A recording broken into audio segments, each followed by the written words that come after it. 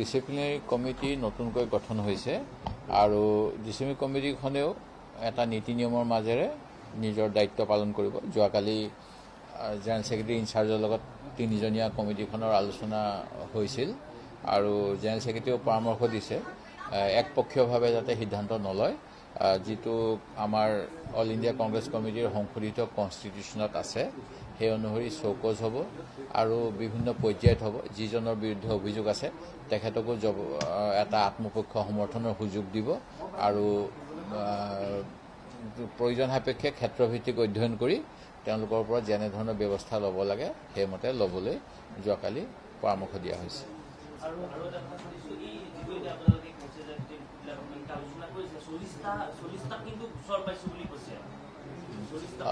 নাই 40টা আৰু বৃদ্ধিও হ'ব পাৰে। এতিয়া যিসকলৰ কমিটি গঠন হোৱাৰ লগে লগে তেখেতসকললৈ বিভিন্ন ব্যক্তিয়ে পঠাইছে কাগজ পত্ৰ আৰু তাৰে সত্যাসত্য থাকিব পাৰে, কিছুমান অসত্যও হ'ব পাৰে। সেই গোটেইখিনি ভালকৈ অধ্যয়ন কৰাৰ পিছত এটা সিদ্ধান্ত ল'ব আৰু বৃদ্ধিও হ'ব পাৰে।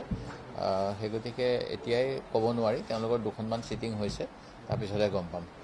মই অন্য এটা প্ৰসংগলৈ আহিব বিচাৰিছোঁ। আমাৰ অসম চৰকাৰে গ্ৰেড 3 আৰু গ্ৰেড 4ৰ নিযুক্তি দিব। মুখ্যমন্ত্ৰী মহোদয়ে ডাইৰেক্টৰ হায়াৰ এডুকেশ্যনে PRC নোহোৱা কিছু ব্যক্তিয়ে অসমত যেতিয়া আবেদন কৰিব পাৰিব বুলি শিক্ষা বিভাগৰ পৰা এখন নটিফিকেশ্যন ওলাইছিল, সেই নটিফিকেশ্যনখন কোনে দিলে, কিয় দিলে, এইবিলাক বিভিন্ন বিষয়ত এক্সত তেখেতে পোষ্ট কৰিছিলে। তাৰপিছত এতিয়া দেখা পাইছোঁ যে গ্ৰেড 3 আৰু গ্ৰেড 4ৰ নটিফিকেশ্যনৰ কথা আহিলে তাত কিন্তু মুখ্যমন্ত্ৰীয়ে সেই সময়ত যেনেকৈ কৈছিল যে PRCখনে আমাক প্ৰটেকশ্যন দিব নোৱাৰিলে, আমি কিবা কৰি অসমবাসী লোকেল মানুহক প্ৰটেকশ্যন দিম।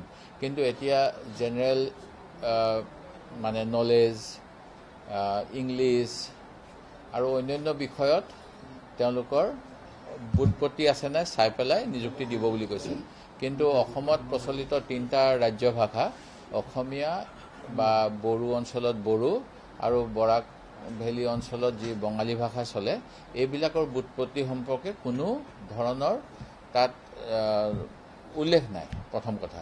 দ্বিতীয় কথা, এই 3টা ভাষাত প্ৰশ্নৰ উত্তৰ দিব পৰা উপৰিও হিন্দী ভাষাত দিব পাৰিব বুলি এটা উল্লেখ কৰিছে। হিন্দী ভাষাটো দিয়াৰ ব্যৱস্থা, PRC নোহোৱাৰ ব্যৱস্থা কৰি অসমৰ থলুৱা যিসকল নিবনুৱা তেওঁলোকক বঞ্চিত কৰাৰ এক ব্যৱস্থা কৰা হ'ব নেকি আৰু বহিৰাজ্যৰ নিবনুৱাসকলক সুবিধা দিয়া হ'ব নেকি, এই বিষয়ে মুখ্যমন্ত্ৰীৰ প্ৰতি আমাৰ প্ৰশ্ন। আৰু অসম বিধানসভাত আমাৰ এমপ্লয়মেণ্ট ৰিভিউ কমিটিৰ পৰামৰ্শ অনুসৰি থলুৱা নিযুক্তিৰ বাবে কিছুমান বিশেষ ব্যৱস্থা কৰিবলৈ পৰামৰ্শ দিয়া আছে। সেইখিনি কেবিনেট ইতিমধ্যে পাইছে, কেবিনেটে সেইখিনি ইমপ্লিমেণ্ট কৰিলে সুবিধা হ'ব। এই কথাখিনি এই প্ৰসংগত কৰিব লগা হ'ল এইকাৰণে যে আমাৰ শিৱসাগৰৰ ONGCত বহিৰাজ্যৰ কিছু শাৰীৰিকভাৱে বিশেষভাৱে সক্ষম লোকক নিযুক্তি দিয়াৰ এটা ব্যৱস্থা হৈছিল আৰু সেই সময়ত ময়ে এটা এমপ্লয়মেণ্ট ৰিভিউ কমিটিত গোচৰ দি এই বিষয়ত কমিটিক তদন্ত কৰিবলৈ কৈছিলোঁ। তেওঁলোকৰ ভাল পৰামৰ্শ আছিলে, সেইখিনি যদি ইমপ্লিমেণ্ট কৰে তেতিয়াহ'লে মুখ্যমন্ত্ৰী মহোদয়ে কেইদিনমান পূৰ্বে আৰু এটা কথা কৈছিল যে প্ৰয়োজন সাপেক্ষে অসমীয়া ভাষাটো সকলোৱে জানিব লাগিব চৰকাৰী চাকৰিৰ বাবে, তাৰ বাবে আমি আইনী ব্যৱস্থা বিধানসভাত ল'ম। সেই গতিকে এইখিনি ইতিমধ্যে কৰাৰ ব্যৱস্থা কৰা হৈছে, সেইখিনি ৰূপায়ণ কৰিবলৈ মই দাবী জনাইছোঁ। নাই, ৰেজিগনেশ্যন দিছিলে আৰু তেওঁলোকৰ ক্ষোভৰ কাৰণে, আৰু এই ক্ষোভ প্ৰশমিত কৰিবলৈ হাইকমাণ্ডে চেষ্টা কৰিছিল। আমাকো 2-এটা ক্ষেত্ৰত কৈছিল যে আপোনালোকেও কথা পাতক তেওঁলোকৰ লগত, যাতে তেওঁলোকে আৰু চূড়ান্ত বিৰোধিতা নকৰে। আৰু সেইমতে খালেক ডাঙৰীয়া দিল্লীলৈ গৈ উইড্ৰ কৰিছিল। ৰচিদ মণ্ডল ডাঙৰীয়া চৌকজ পাইছিল, তেওঁ 3বাৰমান বোধ কৰোঁ, তাৰ উত্তৰো দিছে তেওঁ, সেই গতিকে সভাপতি মহোদয়ে ক'ব পাৰিব। আৰু ভৰত নৰহ ডাঙৰীয়া পদত্যাগ কৰিছিল।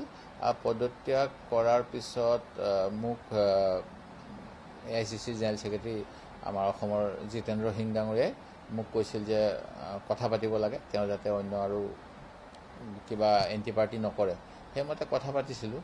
সেই গতিকে তাৰ পিছত আৰু একো ডেভেলপমেণ্ট মই দেখা নাই। সেই গতিকে আপুনি যিটো কথা কৈছে সেইটো বিষয়ত মোৰ কোনো জ্ঞাত নহয়। আৰু এনেকুৱা দল বিৰোধী কাৰ্য যোৱা সময়ছোৱাত হৈছে। কিছুমান আমাৰ সভাপতি মহোদয়ে কৈছে অলপমান অসুবিধাজনিত কাৰণত তাৰ ওপৰত আৰু বিশেষ মন্তব্য দিব পৰা যোৱা নাই। অৱশ্যে কৰিমুদ্দিন বৰভূঞাই আমি সকলোৱে বিজেপিক ভোট দিছোঁ বুলি এটা কথা কৈছিলে, তাৰ বিৰুদ্ধে মই ন্যায়িকভাৱে তেওঁক মানহানি গোচৰ চিভিল আৰু ক্ৰিমিনেল দুয়োটাই কৰি পেলাই আদালতত তেওঁক হাজিৰ কৰাৰ যত্ন কৰি আছোঁ। অলৰেডি গোচৰ চলি আছে।